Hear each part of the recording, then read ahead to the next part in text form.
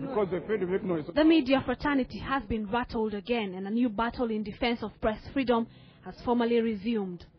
Some figures in government are apparently determined to push through the Kenya Communications Amendment Bill, which is due for final debate and vote in Parliament.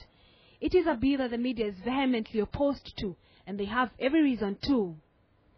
If the bill is passed as it is, the Minister for Internal Security, supposedly on the grounds of national security, will have power to raid a media house and seize equipment. If you want to rattle a snake, you must be prepared to be bitten by it. On March 2nd, 2006, the government authorized a raid of the Standard Group building, destroyed property worth millions, paralyzing operations for close to 14 hours.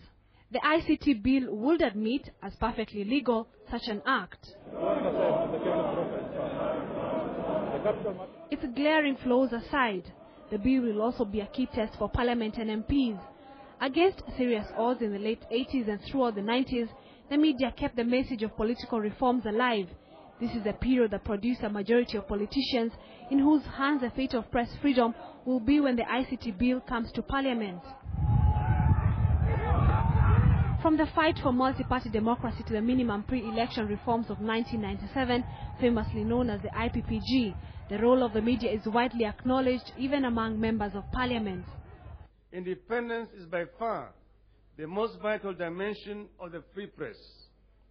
But if its contents are not authoritative, then the freedom is meaningless. Because a press without credibility is a contradiction in terms. Fortunately for us in Kenya, we have a very professional media whose impact is well established.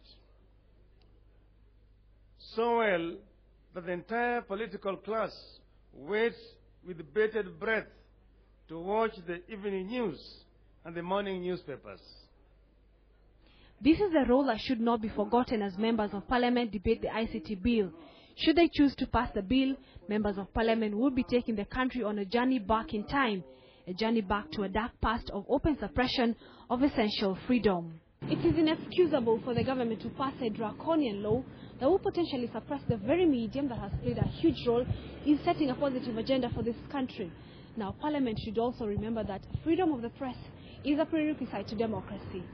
Esther Kahumbi, KTN Weekend Prime.